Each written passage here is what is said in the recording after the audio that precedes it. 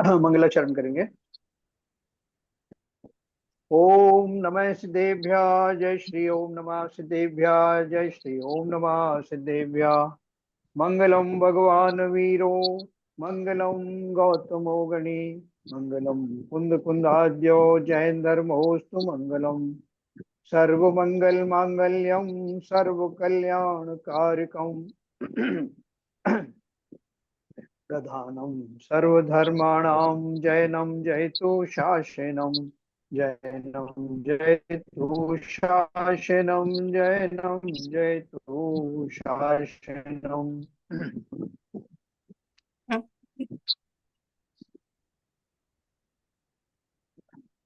Doctor Ujjwala Shah द्वारा रचित पंचलब्धि का अध्ययन हम लोग कर रहे हैं, जिसमें समय दर्शन से पूर्व प्राप्त होने वाली जो लब्धियां हैं उनकी बात हम लोग कर रहे हैं। सबसे पहले छह उपशम लब्धि का हमने स्वरूप पढ़ा। उसके बाद विशुद्ध लब्धि और देशना लब्धि का भी थोड़ा क्रम चालू था कल तक। आज आज से हम प्रयोग्य लब्धि प्रारंभ करेंगे और आप देखेंगे कि उत्तरोत्तर प्राप्त होने वाली ये जो लब्धियां हैं ये एक के बाद एक क्रम से आती हैं, तो वो क्रम भंग नहीं होता, क्योंकि उसके द्वारा पहली जो रिद्धि प्राप्त हुई, पहली लब्धि जो प्राप्त हुई, उसके बाद में जो रिजल्टेंट आएगा उसके फलस्वरूप ही दूसरी लब्धि प्राप्त होती है। इसी तरह की सीक्वेंस चलती है। तो हमने देशना लब्धि का भली प्रकार स्वरूप समझा, देशना में और देशना लब्धि में अंतर समझा, और अब हम जो है उसको कल हमने जो पढ़ा था प्रयोग लब्धि के बारे में, ये लिखा था ना, देखो, जीव तो केवल तत्व विचार और तत्व निर्णय करने लगता है, उसी से प्रायोगिक लब्धि प्राप्त होती है, और गहराई से तत्व चिंतन में डूब जाता है तो शुद्धात्म सन्मुख अवस्था में करण लब्धि और सम्यक की प्राप्ति भी सहज ही होती है। अन्य कुछ करने धरने की बात नहीं रहती। प्रायोगिक लब्धि संबंधी चर्चा हम आज करेंगे। ये रही प्रायोगिक लब्धि। देशना लब्धि के प्रकरण में हमने देशना तथा देशना लब्धि का स्वरूप विस्तार से देखा। उसके श्रवण, ग्रहण, धारण, निर्धारण आदि अंगों की चर्चा भी की। द्रव्यानुयोग के जिन तत्वों और सिद्धांतों को हमें परीक्षा पूर्वक जानना है और निर्णय करना है, उन अति महत्व के विषय की चर्चा हम जैन तत्व परिचय तथा जिनागम का कारण कार्य रहस्य पुस्तकों में पत्र रूप से स्वाध्याय द्वारा कर चुके हैं। एक सेकंड।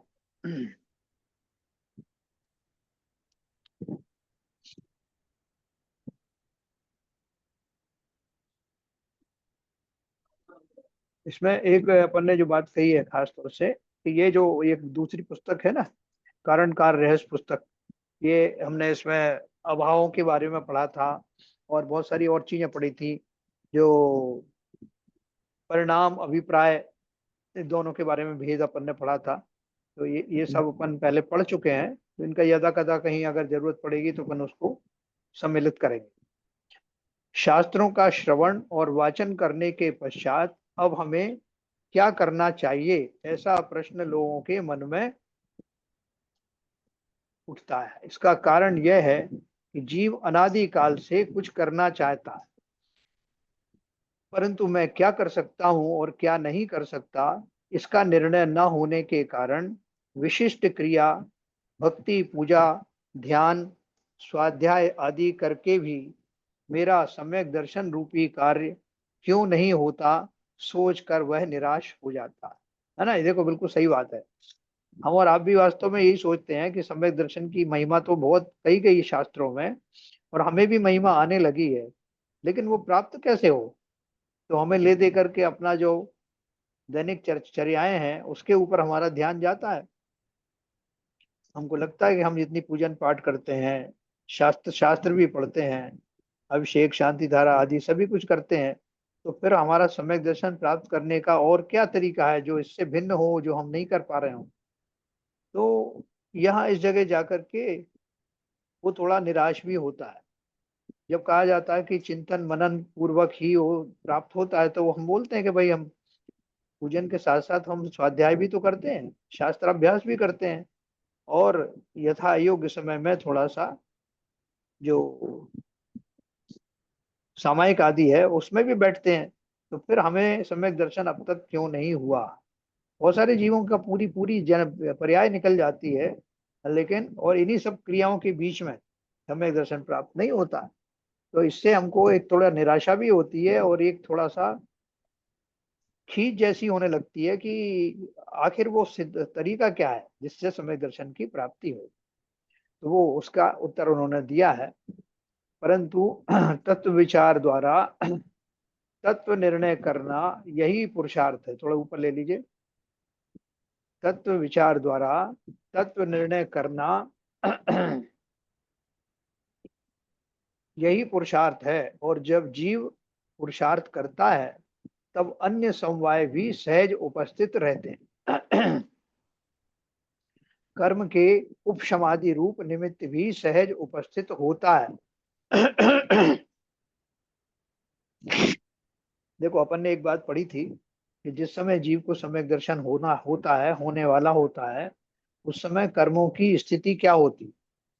तो मालूम पड़ा जो मोहनी कर्म जिसका छेदन करके हम सम्यक प्राप्त करने वाले हैं, उसकी जो मैक्सिमम उत्कृष्ट स्थिति 70 कोड़ा कोड़ी सागर की रहती है, जो निरंतर बनी रहती है। क्योंकि वो समाप्त होने से पहले जो पहले हमने कभी बांधी होगी, 70 कोड़ा कोड़ी समय बहुत लंबा होता है। उस लंबे काल में तो हमारे कितने ही और समय जुड़ते चले जाते हैं, और हम निरंतर ही वो 70 कोड़ा कोड़ी नहीं तो कभी 50 कोड़ा कोड़ी तो 30 कोड़ा कोड़ी ऐसी स्थिति के भी तो बांधते रहते हैं। तो वो हमारा जो स्टॉक है वो खत्म खत्म होता नहीं। 70 कोड़ा कोड़ी वाले भी और निरंतर चलते रहते हैं। तो इसलिए हमें इस बात की संभावना ही बहुत कम नजर आती है कि वो कभी उसका पटाक्षेप होगा। लेकिन वो ये बोल रहे हैं कि जिस समय सम्यक दर्शन प्राप्त होने की काल अवधि आती है, उस काल में हमारी स्थिति, उन कर्मों की स्थिति भी सहज ही घटने लगती है ना, लिखा है ना। सर, एक तत्व। एक प्रश्न है यहाँ हाँ, पर। बोलिए। एक बात आपने अभी कही हाँ, कि ये 70 कोड़ा कोड़ी कर्म का बंद होता है, सबसे बड़ा उसमें एलिमेंट है हमारा मिथ्यात्व है। हाँ, और ये प्रक्रिया कंटिन्यूस चलती रहती है, तो 70 कोड़ा कोड़ी जो स्थिति है वो हमेशा ही कांस्टेंट रहती है, बनी रहती है। हाँ, बराबर। और मेरा प्रश्न ये था कि 70 कोड़ा कोड़ी से ऊपर भी ओवरफ्लो होता है क्या, कि ये मैक्सिमम लिमिट है? हाँ, मैक्सिमम लिमिट है ये। Okay okay. तो मतलब ये हुआ मैक्सिमम। कहने का कि जैसे हाँ, जैसे संसार में रहना चाहते हैं और संसार के कर्मों को कंटिन्यूस बांधना चाहते हैं, बांधते हाँ, रहते हैं, और मिथ्यात्व में हमेशा पड़े रहते हैं, हमें कोई धर्म ध्यान की संज्ञान नहीं है, ज्ञान नहीं है, हम उसके प्रति रुचि भी नहीं रखते हैं, तो हमारा जो 17 कोड़ा कोड़ी इसकी स्थिति है वो हमारे हमेशा कांस्टेंट रहती है, और ये संसार हमेशा चलता ही रहेगा, चाहे हम कितने ही भवों में घूम के आ जाएं। बिल्कुल। बिल्कुल ऐसा ही है। अभी इसमें खाली एक एक कंसेशन दिया गया है। कंसेशन क्या है कि 70 को अभी मान लो इस समय में मैंने 70 कोड़ा कोड़ी सागर का बांधा। अब वो 70 कोड़ा कोड़ी जब समाप्त होगा, उस बीच में मैंने 50 का बांध दिया। तो वो 50 का बांध लिया तो वो 70 जो है वो खत्म हो तब ना। वो 70 ही खत्म नहीं होता तब तक ये 50 वाला भी आ गया, 30 वाला भी आ वही गया। तो कह रहा हूँ, फिर अगले वही तो क्षण कह में फिर 70 बांध लिया। हाँ, सही कह रहे हो आप। तो वही तो कह रहा इसलिए हूँ कि वो वो एक जितना कंटिन्यूअस प्रोसेस है। हाँ, जितना जैसे पानी का एक टैंक है, उसमें हाँ, क्या कहते हैं, पानी आता रहता है आता रहता है, और मैक्सिमम लिमिट है उसकी, वो वहां पे जाके रुक जाता है, वहां से ओवरफ्लो होता बराबर। रहता है, और वो यस। वो पानी ऊपर से ऊपर नहीं जाता। तो चाहे मैंने इसलिए सवाल पूछा, चाहे आप 20 कोड़ा कोड़ी का बांधो, चाहे 30 का बांधो, चाहे 50 का बांधो, आपका जो कर्म बंध की स्थिति हमेशा 70 कोड़ा कोड़ी की बनी रहेगी। Yes yes yes yes, yes. बिल्कुल। तो अब जब इतनी लंबी है 70 कोड़ा कोड़ी सागर में, कितने आपके भाव निकल जाएंगे। कोई तो यानी काम आप नहीं। देव हुए तो देव गति में कितनी लंबी आयु होती है, और जो नरक गति है उसकी कितनी लंबी आयु होती है, वो सारी लंबी आयु उसमें समाहित हो जाती है। तो बिल्कुल फिर बिल्कुल। सवाल ये आता है कि जब वो सम्यक दर्शन होने होता है तब क्या क्या घटित होता है। देखो उन्होंने लिखा, तत्व विचार द्वारा तत्व निर्णय करना यही पुरुषार्थ है। और जब जीव पुरुषार्थ करता है तब अन्य समवाय भी सहज उपस्थित रहते हैं। मैं आपका ध्यान इस तरफ लाना चाहता हूं कि हम्म, जब कालब्धि आती है सम्यक दर्शन प्राप्ति की, तो 70 कोड़ा कोड़ी सागर की स्थिति के समय में तो आपकी स्थिति सम्यक प्राप्त करने की होगी ही नहीं। इसका अर्थ क्या हुआ कि आपको ऐसा अनुकूल वातावरण चाहिए जिसमें कि सम्यक दर्शन का बीज उत्पन्न हो सके।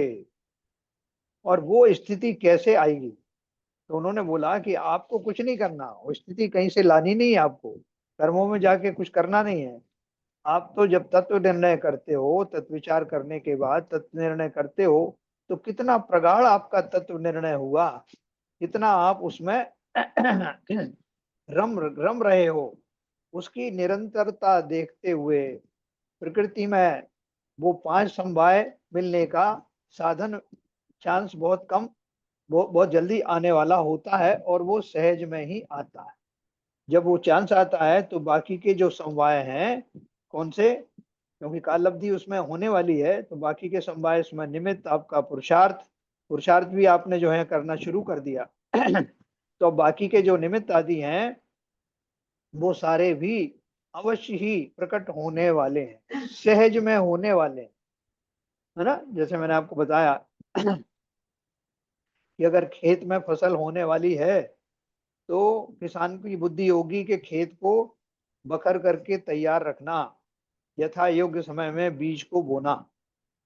वो उसको जरूरी नहीं कि ये बात पता हो कि वो बीज कैसे फूटा, कैसे उसमें से अंकुर निकला, वो अंकुर कितना बड़ा हो जाएगा, उसको इस सब जानकारी की जरूरत नहीं, ना उसमें वो कुछ इंटरफेयर कर सकता है।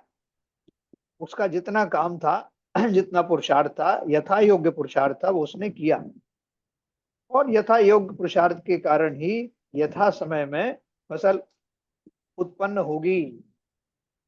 ठीक उसी प्रकार से मैं उन कर्मों में घुस करके उनकी स्थिति आदि को कम नहीं कर सकता। मैं देशना के लिए किसी मुनि को भी नियुक्त नहीं कर सकता कि साहब अब आप आ जाओ, मुझे, मैं निमित्त बटोरने में लगा हुआ हूँ, एक निमित्त आप भी रहोगे तो अच्छा रहेगा। एक उनको भी पकड़ लिया आपने, और कर्मों की कोई जो है, जो कर्म सिद्धांत वाले ग्रंथ पढ़ना शुरू कर दूं तो जिससे शायद कर्म जो है प्रभावित हो जाए। ये सब कुछ करने की जरूरत नहीं, ना है ये कार्यकारी है। तो आपको क्या करना है, उन्होंने बता दिया एक बहुत शॉर्ट में। आपको बिना किसी निराशा के पूर्ण उत्साह के साथ तत्व चिंतन करके तत्व निर्णय करना है। तत्व निर्णय करना मतलब, और बोले यही पुरुषार्थ। क्या पुरुषार्थ है मेरा, मैंने आपको बताया कि मेरे पुरुषार्थ की भी अलग अलग भूमिका में, अलग अलग समय में मेरे पुरुषार्थ की परिभाषाएं अलग अलग हो जाती। हाँ, जैसे मैं गृहस्थ दशा में होता हूँ तो गृहस्थ दशा से मंदिर में आने तक की मेरी जो प्रक्रिया है, वो मेरा तात्कालीन पुरुषार्थ है। उस पूजन आदि की सब सब जो विधि व्यवस्था करना और उसमें मन लगाना, वो मेरा उस समय का पुरुषार्थ। लेकिन यहाँ सम्यक दर्शन प्राप्त करने का पुरुषार्थ क्या है, वो तो और भी सिंपल है। क्या सिंपल है, कि तत्व विचार द्वारा, तत्व विचार कैसे हो, शास्त्र स्वाध्याय करके उसको बहुत गहराई से हृदयंगम करना, कहो इसमें क्या लिखा है। मतलब आपको कोई ऐसा विचार आए कि उसकी जो, कोई ग्रंथ आप जब पढ़ने जाते हैं तो उसका जो इंडेक्स देखते हो, तो इंडेक्स में ही जो उसकी विषय वस्तु है, उस विषय वस्तु को देख करके ही आपको उत्साह आना चाहिए, प्रफुल्लता आनी चाहिए। मैंने आपको एक बार बताया था कि मैं सबसे पहले स्वाध्याय मैंने कैसे शुरू किया।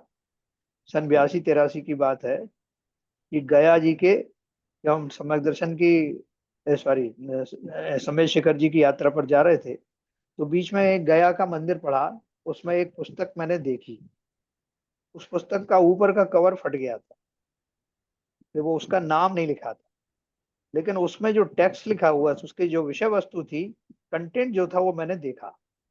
तो कंटेंट देख करके मैं बहुत प्रसन्न हुआ, क्योंकि वो कंटेंट में वो सारी बातें थी जो हमारे मन में जो शंका के रूप में चलती रहती हैं, कि विश्व का क्या स्वरूप है, ये कितना कह कहाँ है, देवलोक कहाँ होता है, नरक गति में जीव जाता है तो क्यों जाता है, नरक का क्या स्वरूप है, नदियां और तालाब, नंबर पर्वत कितने हैं, ये सारे उसका मैंने जब इंडेक्स देखा तो उसमें सारी बातें लिखी हुई थी।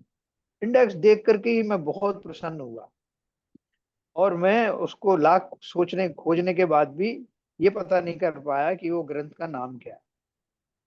वो जब मैंने पूरा जो इंडेक्स का था, जब लोग का रावत बटा लौट कर आया, तो वहाँ जो विद्वान लोग थे जो निरंतर स्वाध्याय करते थे, उनसे मैंने चर्चा की कि मैंने ऐसा ऐसी ग्रंथ देखा गया जी के मंदिर में, उसका नाम मुझे नहीं पता।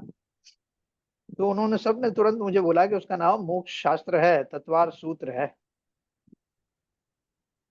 तो उस दिन से मेरा स्वाध्याय निरंतर जारी हो गया। उन्होंने तत्व तुरंत मुझे वो किताब ला के दी, न केवल किताब ला के दी, उन्होंने डिक्लेयर कर दिया कि 1 हफ्ते बाद यहाँ 10 लक्षण पर्व शुरू हो रहा है, और आपके पास इतना ही समय है, 1 हफ्ते में आप तैयारी करके इसके ऊपर प्रवचन करेंगे। मैंने कहा क्या बात कर रहे हो, जो आदमी अभी पहली बार जो है किताब देख रहा है, वो कैसे प्रवचन कर सकता। तो वो कुछ नहीं बोले, हमें कुछ नहीं सुनना है, हमें आपका ये स्वाध्याय कराना है, अब आपको ही करना है, आप किसी की हेल्प लो ना लो, लेकिन ये आपको करना।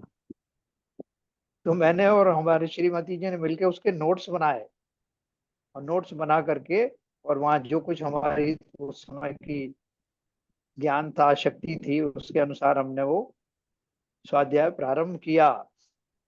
ये बात अलग है कि लोगों ने हमारा उत्साह बढ़ाने के लिए उस सबकी प्रशंसा की, और बहुत अच्छा स्वाध्याय किया है, कराया है, ऐसा करके बोला। लेकिन उसका परिणाम ये हुआ कि मैं स्वाध्याय से परमानेंटली जुड़ गया। ये बात मैं क्यों कह रहा हूँ, कि वास्तव में जो वस्तु सामग्री होती है उसकी जो कंटेंट में जो दी हुई होती है, इसमें क्या क्या जो है चीजें शामिल हैं, उनको आप पढ़ना, कोई भी ग्रंथ शुरू करने से पहले उसमें आपके बहुत सारी छिपी हुई जिज्ञासाओं के समाधान के लिए वो चैप्टर्स जो है बनाए गए होते हैं। तो वो आपको देख करके आपको बहुत अच्छा लगेगा। तो इसी तरह से ये जो बोल रहे हैं ना, तत्व विचार और तत्व निर्णय, तो तत्व सर विचार आपकी करने के लिए सर हाँ। आपकी कामयाबी आ गई थी उस समय।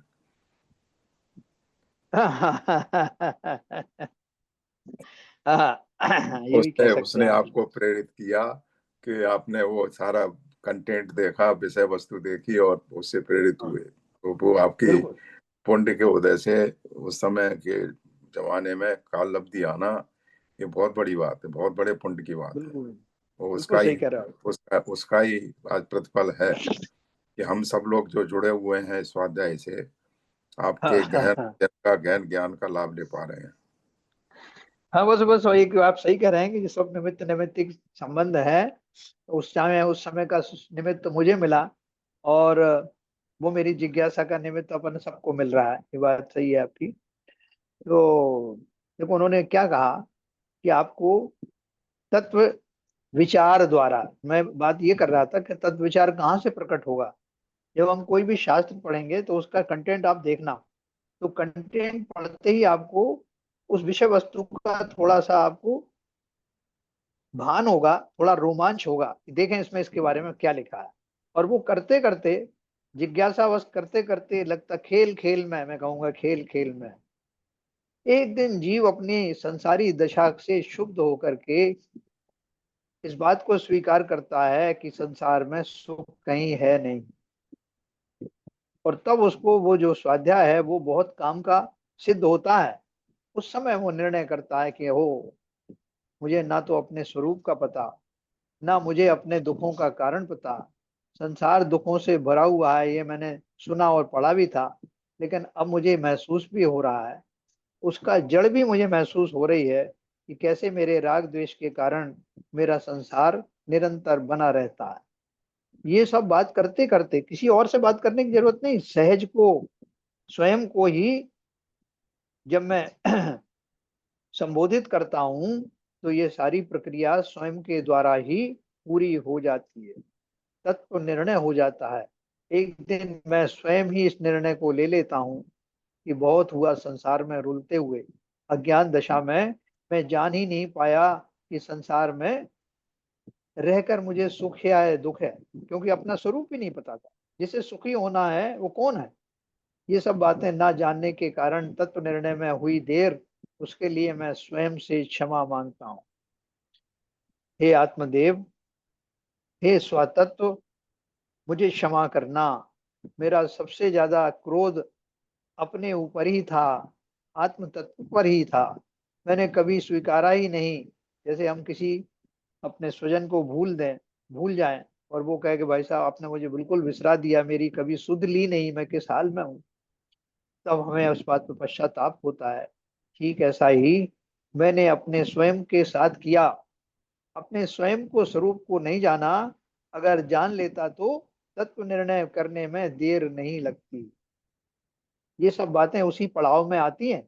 जब मैं किसी तत्व का चिंतन करता हूँ तो ये सारे पड़ाव बीच में आते हैं। तो तत्व विचार द्वारा तत्व निर्णय करना, यही पुरुषार्थ है। और जब जीव पुरुषार्थ करता है तब अन्य समवाय भी सहज उपस्थित रहते हैं।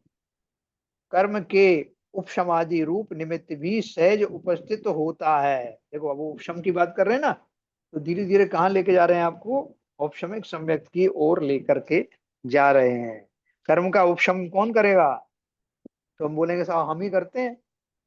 तो हम करते हैं या हो जाता है हमारी एक विशेष प्रक्रिया के द्वारा।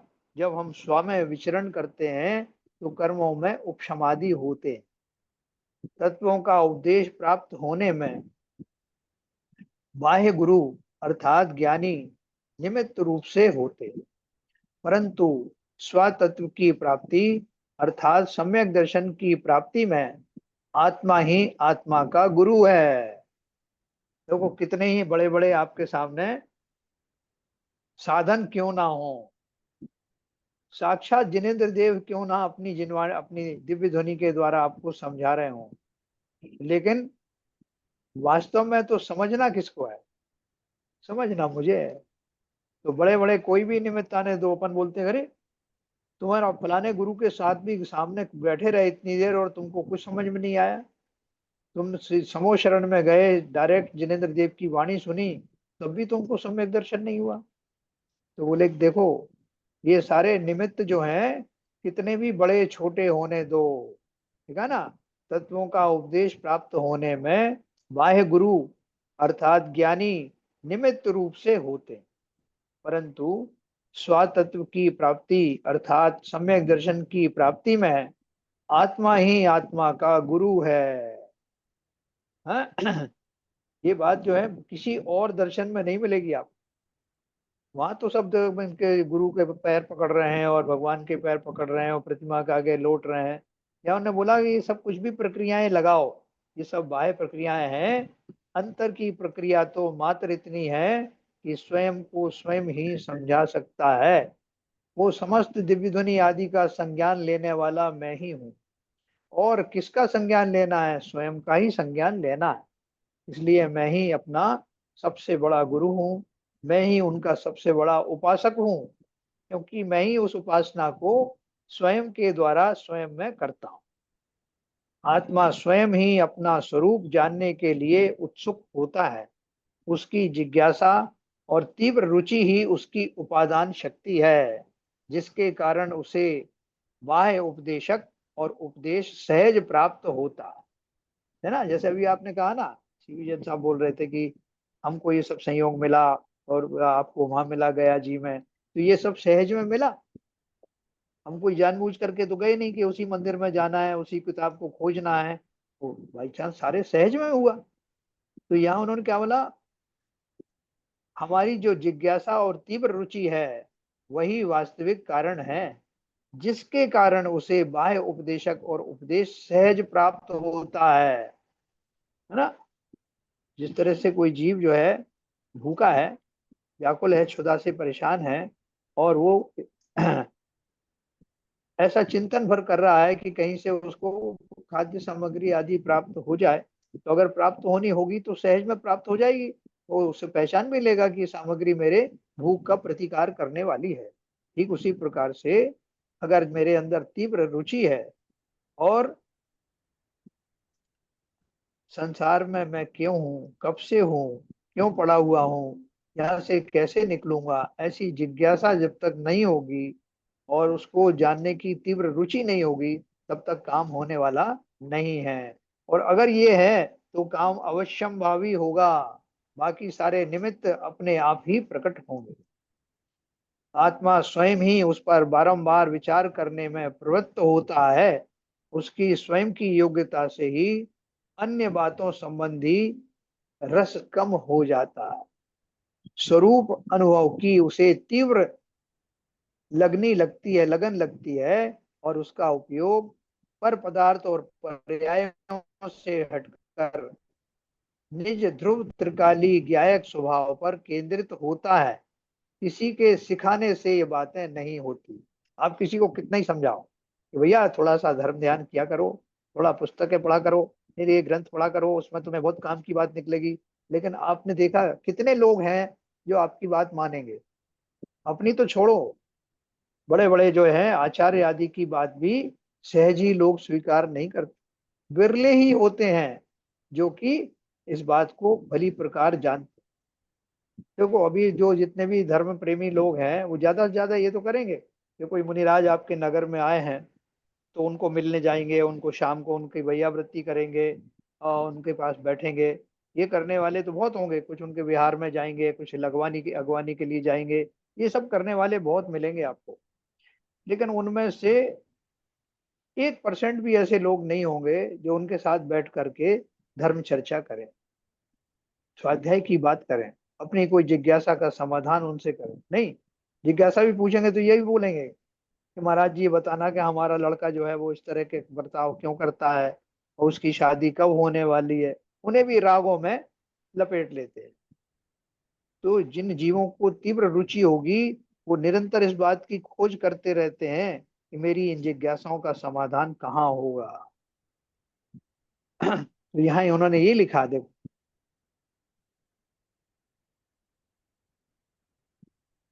उनका रस बाकी चीजों में कम हो जाता है, स्वरूप अनुभव की उसे तीव्र लगन लगती है, उसका उपयोग पर पदार्थ और पर्यायों से हटकर निज ध्रुव त्रिकाली ज्ञायक स्वभाव पर केंद्रित होता है। किसी के सिखाने से ये बातें नहीं होती। आपसे कोई कितना ही कह दे भैया इस पे ध्यान दो, इस फोकस करो, फलाना ग्रंथ बहुत बढ़िया है, ढिमका वहाँ, हाँ ठीक है साहब, हमने बहुत पढ़े ग्रंथ, उसी से कुछ नहीं होता है और हमें तो जो अच्छा लगता है वो करते हैं, आप हमें कुछ उपदेश मत दीजिए। ये बहुत सहज है कहना। कोई गुरु मेरा भला करेगा, ऐसी मान्यता निमित्ताधीन दृष्टि है ना। अपन भी इसमें फंस जाते हैं, कोई कहे कि देखो साहब आप फला फला महाराज के आप प्रवचन सुनो, क्या गजब के प्रवचन करते हैं वो साहब, और मुझे तो बहुत अच्छा लगता है, आप भी जरा जाओ। तो कभी वो जिज्ञासा बस चला भी गया तो जरूरी नहीं कि उसको भी वैसी रुचि आए, वैसा ही उसका समाधान अपने आप को माने। वो किस पर निर्भर है कि उसकी वास्तव में कितनी श्रद्धा है, कितना वो रुचिवान है, और कितनी उसको स्वा को जानने की जिज्ञासा है। निमित्त अर्थात गुरु तो होते हैं, देशना होती है, परंतु देशना लब्धि तो उपादान से प्राप्त होती है। देशना तो सच्चे देव गुरु और शास्त्र द्वारा ही प्राप्त होती है। कुदेव कुगुरु कुशास्त्र कभी भी देशना में निमित्त नहीं हो सकते। देखो एक इसमें मैं ये बात आपको बता रहा हूँ, कुगुरु कुशास्त्र और कुदेव की जो बात आई है उसमें पिछले पैराग्राफ में अपन ने एक बात पढ़ी थी कि मान लो कोई विद्वान व्यक्ति है जो समय दृष्टि भी नहीं है लेकिन विद्वत्ता है और अच्छे आचरण का पालन करने वाला है और भली भांति उसका एनालिसिस कर रहा है जो ग्रंथ आचार्यों ने लिखे। तो उन्होंने लिखा कि वो व्यक्ति अगर वो वास्तव में निश्चल होकर के बिना किसी स्वार्थ के इस तरह की देशना दे रहा है, तो ये मानिए कि जैसे कोई पोस्टमैन है, वो किसी का ड्राफ्ट ला करके आपको दे रहा है, उसमें उसकी योग्यता ज्यादा देखने की जरूरत नहीं, क्या माल आ रहा है उस पर ध्यान देना। लेकिन यहाँ कुदेव कुगुरु और कुशास्त्र की बात हो रही है। तो कुदेव कुगुरु कुशास्त्र किसे कहते हैं? जो आपके वास्तविक तत्व जो है उनकी चर्चा ना करके जो राग द्वेष आदि की कथाएं कहानियां सुनाएं, जिनसे आपका राग का पोषण हो, ऐसे शास्त्र, ऐसे देव और ऐसे गुरु, है ना, उनसे बचने की बात है। तो वो उनका परीक्षा कैसे करेंगे, अपन ने ये पहले अच्छे से समझ लिया। इसलिए सच्चे देव गुरु शास्त्र का निर्णय करना हमारा आद्य कर्तव्य है। कुदेवादिकों के द्वारा विपरीत उपदेश मिलता है, पूर्व की विपरीत मान्यताओं का पोषण होता है, विशिष्ट क्रिया करने से मोक्ष प्राप्त होगा, सुनकर जीवों की दिशा भूल होती है। देखो, कुछ समय पहले एक साधु जी ने ये प्रवचन दिया। क्या दिया? कि देखो भैया, लोग बाग कहते हैं कि जैन जैन देव यानी जैन भगवान जिनेन्द्र भगवान कुछ भी देते लेते नहीं है, उनके पास जाने से कुछ लाभ नहीं होगा। यार समझना बात को। तो उनके पास कुछ नहीं जाने से होगा, ऐसा ज्यादातर लोगों ने मान लिया। इस बात को अच्छे से एलिबोरेट नहीं किया गया। खाली इतना बताया कि चूंकि वीतरागी हैं, वो किसी को कुछ देते लेते नहीं, इसलिए वो आपका कुछ भला बुरा नहीं करते। ये एक अपेक्षा से बिल्कुल सही बात है। तो लोगों ने उसका क्या मतलब निकाला कि इसका अर्थ ये है कि जो दूसरों के जो गुरु शास्त्र आदि हैं वो जरूर कुछ ना कुछ दे सकते। तो उनको तो चाहिए ना, संसारी जीव है, उनको सबको मोक्ष तो अभी जाना नहीं। तो संसार की जो मुसीबतें हैं, बाधाएं हैं, उनसे हटने के लिए कहाँ जाएं? आपने जिनेन्द्र देव का तो मना कर दिया, तो अब वो कुदेव कुगुरु की शरण में क्यों ना जाएं? और जाने भी लगे तो उस बात को फिर एक किसी दूसरे साधु ने बहुत अच्छे से समझाया। उन्होंने क्या समझाया? उन्होंने बोला कि भैया, ये इस अपेक्षा से बोला जाता है कि वो वीतरागी हैं और अपना स्वयं का ही कार्य, अपने कर्मों के कारण ही सब कुछ घटित होता। ये उन्होंने बहुत एलेबोरेटली बताया। फिर उन्होंने एक बात और कही कि अगर वो कुदेव कुगुरु कुशास्त्र कुछ कर सकते हैं, तो जो कुछ भी वो कर सकते हैं वो तो जिनेन्द्र देव भी कर सकते हैं। उनके लिए तो बाएं हाथ का खेल। लेकिन कर सकने का भ्रम ही है। वो कुदेव कुगुरु कुशास्त्र भी कुछ करते धरते नहीं। लोगों ने अपनी मान्यताएं बना ली कि इसके पास जाओ तो संतोषी माता का व्रत करो तो ये मिल जाएगा, फलाने जो है वो हनुमान चालीसा पढ़ो तो ये हो जाएगा। ये सब लोगों ने भ्रम फैलाया हुआ है, उनके अपने अपने जो धर्म के प्रचार प्रसार के लिए जो भी है। बाकी कर्म सिद्धांत को अगर हम जानते हैं तो ना वो कुदेव कुगुरु कुछ या अन्य देव आदि कुछ कर सकते हैं, ना जिनेन्द्र देव कुछ करते हैं। दोनों ही इस पलड़े पर एक समान है। हाँ, एक बात जरूर है, कुदेवों के चक्कर में पड़ोगे तो वहां पर वो कोई शस्त्रधारी देव है, कोई स्त्री सहित बैठे हुए देव है, उन सबके अभिवादन करने से तीव्र मिथ्यात्व का बंध होता है और हमारा राग द्वेष छूटने के बजाय और बढ़ता चला जाता है।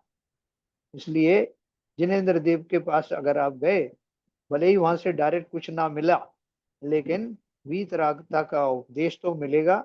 और हमारे मिथ्यात्व का जो आवरण था, जो राग द्वेष के रूप में पनप रहा था, उसका निश्चित ही खात्मा होने लगेगा। और उसके राग द्वेष के समाप्त होते ही, मिथ्यात्व के समाप्त होते ही, जो उच्च कोटि का पुण्य आदि का बंध होता है मंद कषाय होने के कारण, वो ही सारी वस्तु व्यवस्था, वस्तु सामग्री का प्रसंग बनता है, कारण बनता है, और हमारे कार्य सिद्ध होते हैं। उसमें भगवान ने कुछ नहीं किया, हमने स्वयं ही अपने भावों को निर्बल बना करके अपने परिणामों के बल पर वो सब प्राप्त किया। तो ये पूरा रहस्य समझना। अगर बोलते हैं हमारे भगवान कुछ नहीं कर सकते, तो उसका अर्थ समझना, कुदेव को गुरु कुछ शास्त्र कुछ कर सकते हैं, वो लोगों ने जो फैलाई हुई धारणा है उनसे बचना। वो भी कुछ नहीं कर सकते। तो अगर वो कुछ कर सकते होते तो इस राग द्वेषी जो रागी द्वेषी कुछ कर सकते हैं ऐसा प्रमाणित होता और हमारा कर्म सिद्धांत फेल हो जाता।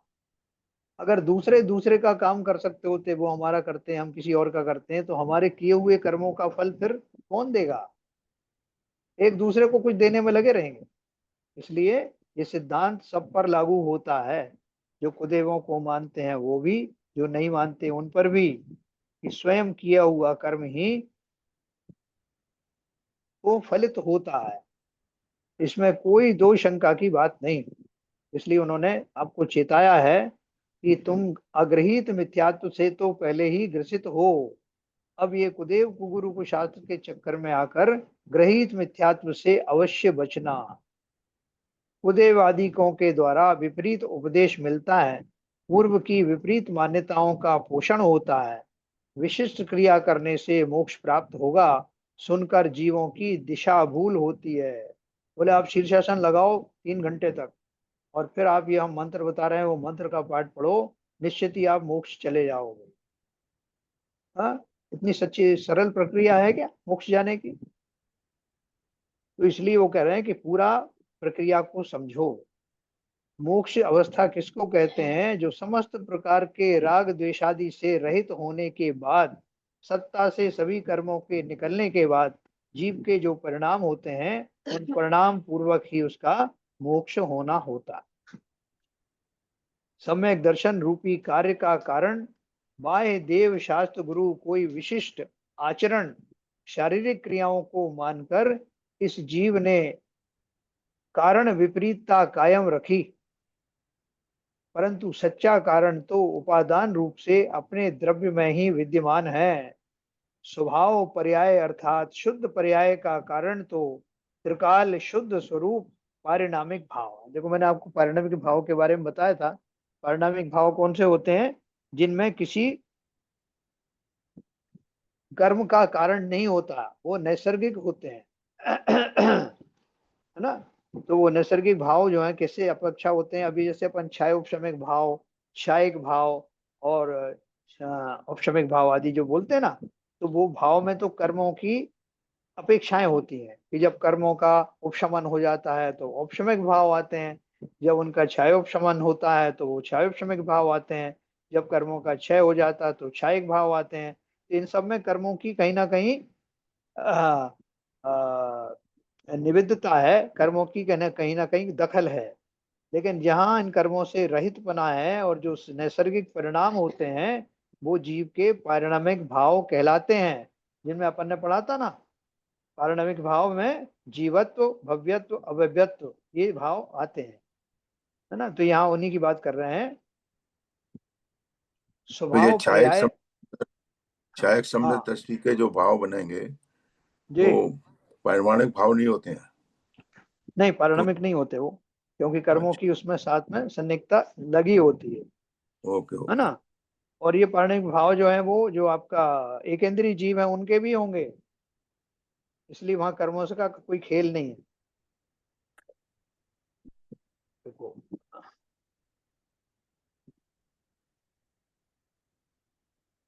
थोड़ा नीचे, हाँ बस बस बस ठीक है।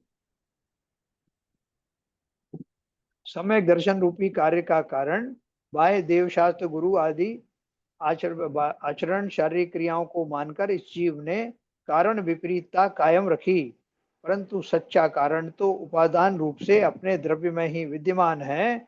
स्वभाव पर्याय अर्थात शुद्ध पर्याय का कारण तो त्रिकाल शुद्ध स्वभाव पारिणामिक भाव है।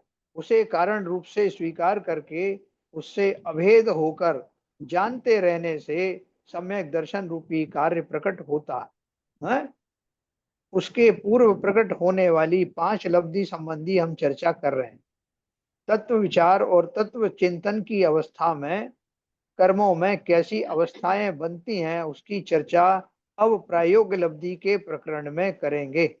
प्रथम उसका स्वरूप बताकर पश्चात उसे समझेंगे। देखो प्रायोग्य लब्धि जो है अपन अभी टच करते हैं आज इसको।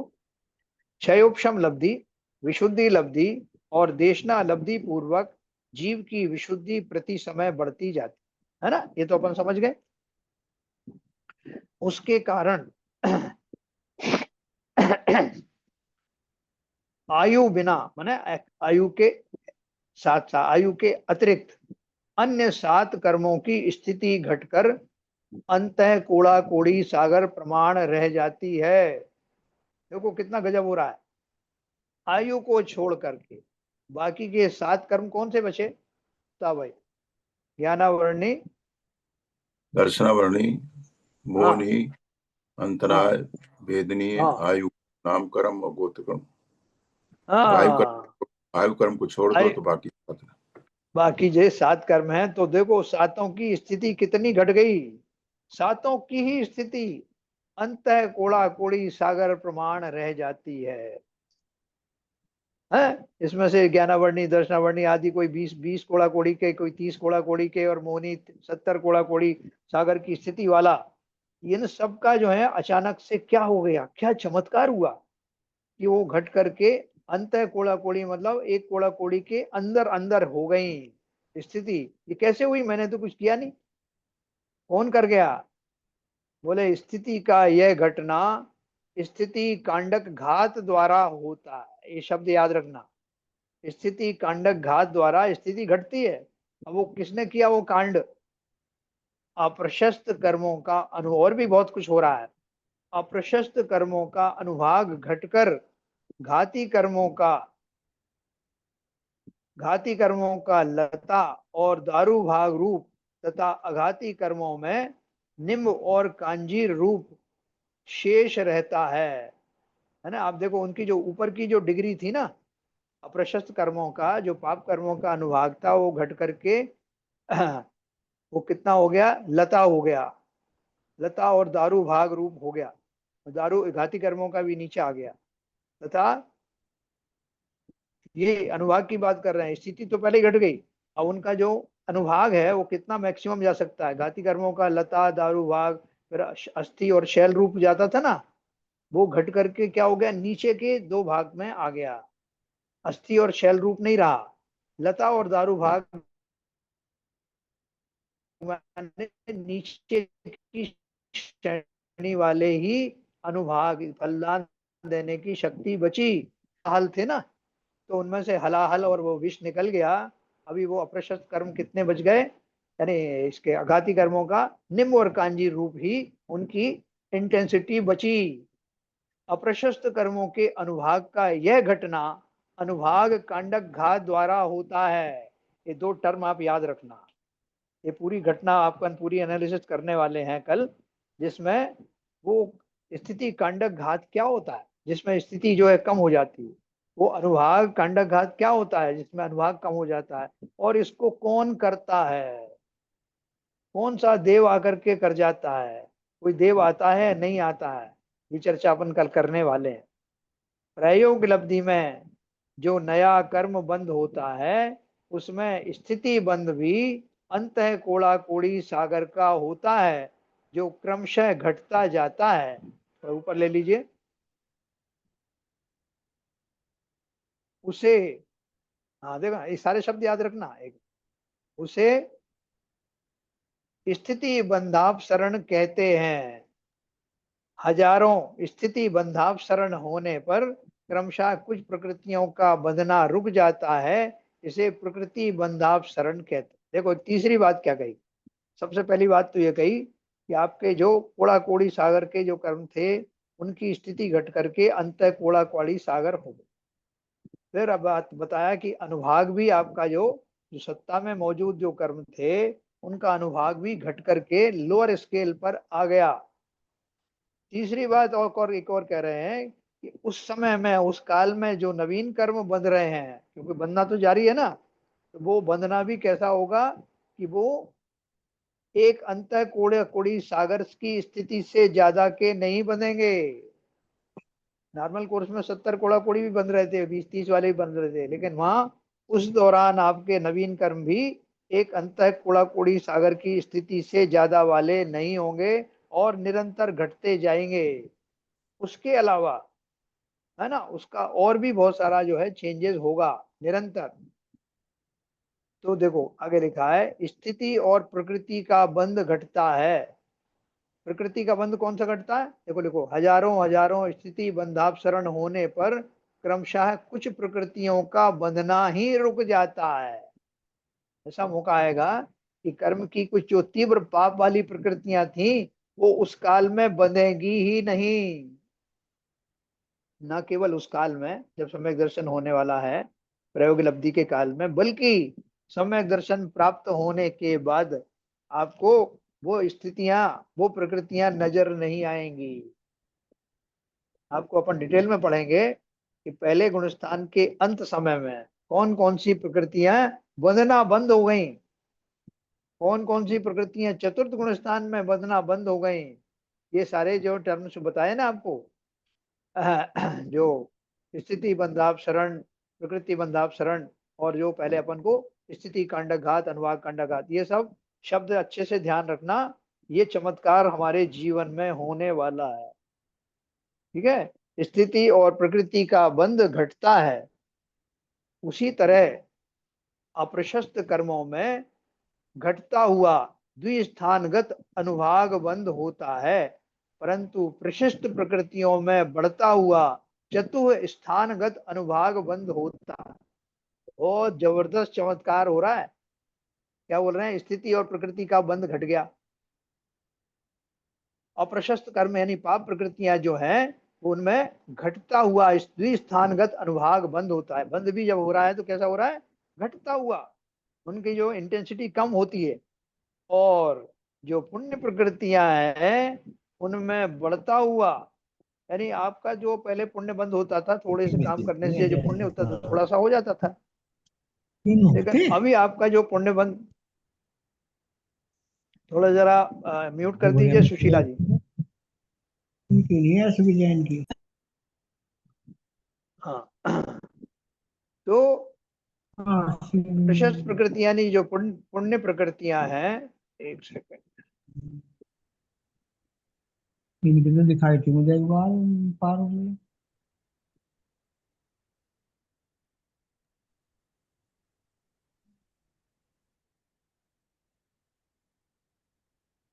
हाँ फिर वो हाँ, तो मैं ये बात कर रहा था आपसे, उधर देखना शेयरिंग का कहाँ गया आपका, शेयरिंग वाला। हाँ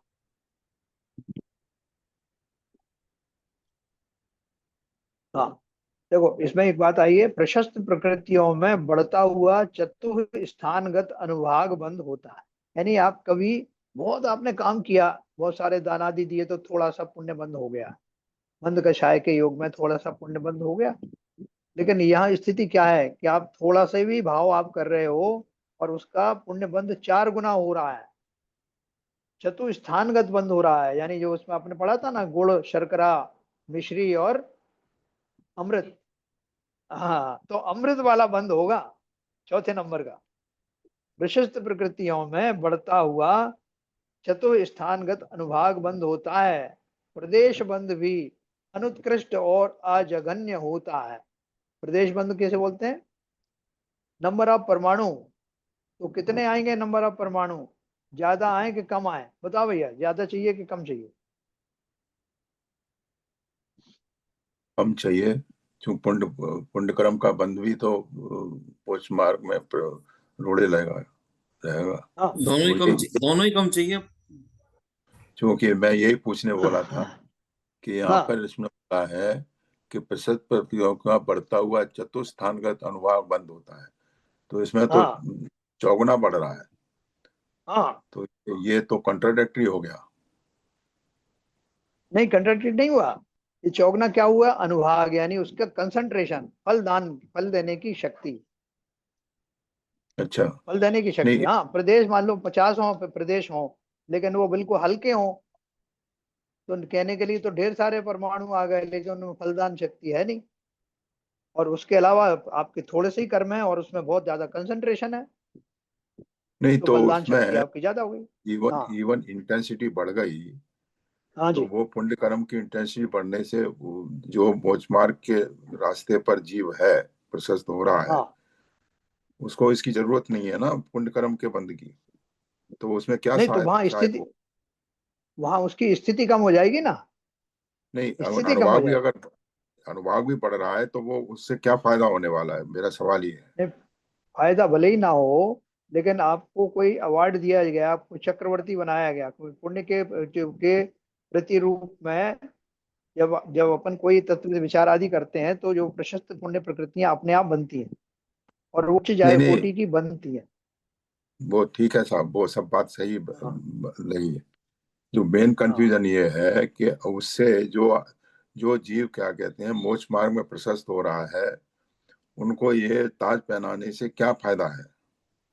नहीं नहीं, ताज फायदा नुकसान किसको? प्रकृति के पास में ऐसा तरीका है कि उन भावों के फलस्वरूप, जैसे आप बोलो कि साहब आपने गेहूं की खेती की और मुझे भूसे की तो जरूरत नहीं है, फिर भूसा क्यों निकल रहा है इसमें से? भाई उसके साथ साथ वो मिलता है। तो उसी नहीं, प्रकार से ये जो प्रशस्त। उसमें जो मिल रहा है उसमें कोई कंफ्यूजन नहीं है।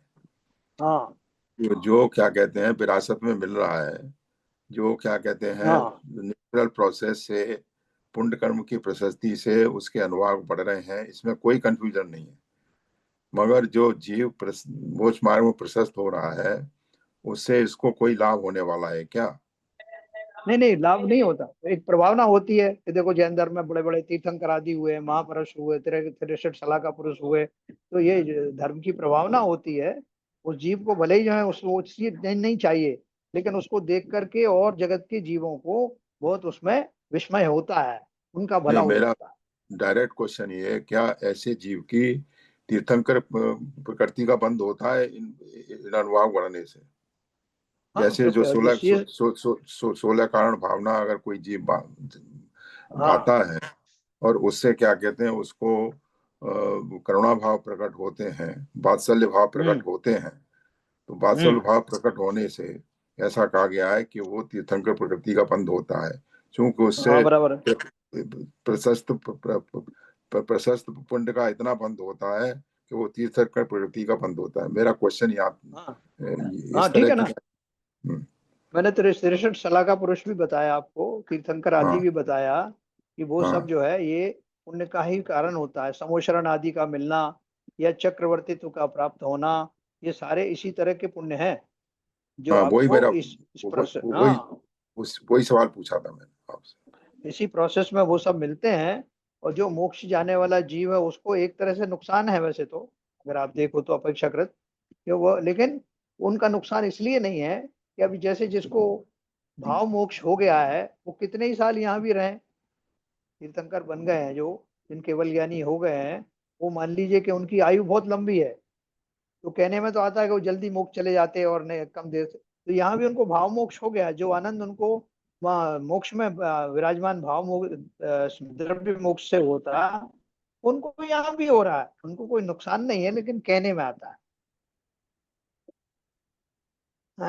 तो देखो, प्रदेश बंद भी अनुत्कृष्ट और अजघन्य होता है ना। उत्कृष्ट नहीं होता और जघन्य भी नहीं होता, मतलब दोनों के बीच का रहता है उनका, जो ये जो प्रदेश बंद है वो बीच बीच का रहता है। उपयुक्त कार्य करने की योग्यता की प्राप्ति होना प्रायोग्य लब्धि है। जो जो ये चीजें आपको जो टर्मिनोलॉजी बताई हैं, ये सब जब प्राप्त हो जाती हैं तो इस दशा को ही प्रायोग्य लब्धि का प्राप्त होना कहते हैं। इसे प्रायोग्यता लब्धि भी कहते हैं। पूर्व में देखी हुई तीन लब्धि पूर्वक जीव तत्व विचार करने लगता है, उस काल में वृद्धिंगत विशुद्धि के कारण ऊपर बताई हुई कर्मों की अवस्थाएं सहज ही बनती हैं। देखो कर्मों की अवस्था की बात कर रहे हैं ना, कौन कौन सी अवस्थाएं कि उनकी जो है, प्रदेश बंध, प्रकृति बंध, चारों प्रकार के बंधों की बात हो रही है। तो ये चारों का बंध कैसे उसमें मतलब वही उनका जो प्रभावित बताया होती हैं। हाँ हाँ, स्थिति वो कैसे कांड, कैसे इस स्थिति कांड, स्थिति हाँ कांडक। हाँ, अनुवाद कांडक और स्थिति वो, अनुवाद ये जो है अनुवाद ना, का कांडक घात। हाँ इसके बाद ये स्थिति बंधापसरण और प्रकृति बंधापसरण। देखो ये चारों बहुत ही होते इंटरेस्ट, हाँ ये बहुत इंटरेस्टिंग चीज है। अब अपन इसके बाद में वो टेबल फिर से अपन पढ़ेंगे ना, कि कौन से गुण स्थान के बाद कौन कौन से कर्म बंधने बंद हो गए। ये बहुत रोचक चीज है ये, कि अब मेरा उनसे पिंड छूट गया, वो कर्म बंधेंगे नहीं, प्रोवाइडेड कि मैं उसी धारा में चलता रहूं, वो मेरा सम्यक दर्शन बना रहे। और ऊपर के गुण स्थानों में और भी प्रकृतियां छूटती चली जाती हैं, और अंत में 14वें गुण स्थान में जाके 85 प्रकृतियां कौन सी छूटती हैं, वो भी बड़ी रोमांचकारी घटना है। तो देखो, इन चारों उपलब्धि में जीव बुद्धि पूर्वक इतना ही तो करता है कि तत्व जिज्ञासा पूर्वक तत्व श्रवणादि करके तत्व विचार में लग जाता है। हम बहुत सारी जो दुनिया भर की चीजें लिखे हैं और उनका कोई वास्तव में मतलब नहीं हुआ तो हमारा काम नहीं होगा। जो काम की चीज है हम उतना अवर करें। जैसे मान लीजिए मुझे एक किसी डब्बे में एक ढक्कन लगा हुआ है, ढक्कन को खोलना है, तो मैं उस ढक्कन को सीधा जाके खोल सकता हूँ। लेकिन मैं क्या कर रहा हूँ, उसके आगे नृत्य कर रहा हूँ चारों तरफ से और पाठ कर रहा हूँ और ये सब पे उछल कूदते करता हुआ और फिर वो उस डब्बे की तरफ जाता हूँ, तो मेरे ये सारी जो चीजें हैं वो बेकार हैं। असली तो काम मुझे डब्बा खोलने का है, जो मैं तुरंत कर सकता हूँ। तो ठीक उसी प्रकार से ये दुनिया भर के जो ड्रामे अपन करते रहते हैं, यहाँ जाओ वहां जाओ, ये जो है वो अनुष्ठान करो वो अनुष्ठान करो, वो कुछ नहीं। बोले एक ही तरीका है और बहुत शॉर्ट है और बहुत इफेक्टिव है। तत्व जिज्ञासा पूर्वक तत्व श्रवणादि करो और तुम्हारा सारा काम हो जाएगा। तो ये अपन कैसे करेंगे, इसको अपन गहराई से कल पढ़ेंगे और ये बहुत अच्छा एक से एक रोचक सब्जेक्ट है। हम सब इसको अवश्य कर पाएंगे। ये आपका शेयरिंग बंद कर दीजिए।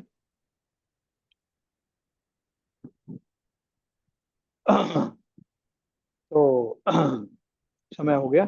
जिनवाणी स्तुति करेंगे संजय प्रकाश। ललित जी हैं आज, तो ललित जी कर लेंगे। ललित जी हैं? हाँ, तो ललित जी करें।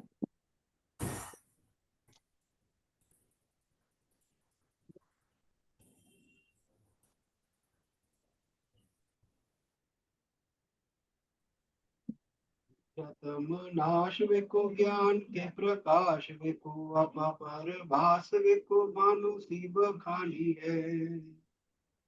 छो द्रव्य जान वेको बंध वेदी मान वेको सो पर पिछान वेको परम प्रमाणी है।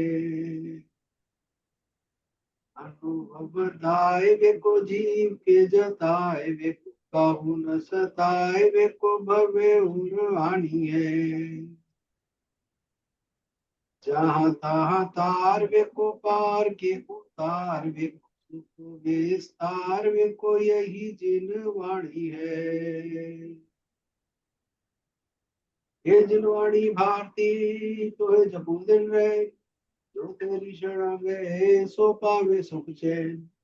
या वाणी के ज्ञान से सूझे लोकालो, तो वाणी मस्तक धरो सदा देते हैं दो, सदा देते हैं दो। जिनवाणी माता की जय। जय। नमोकार।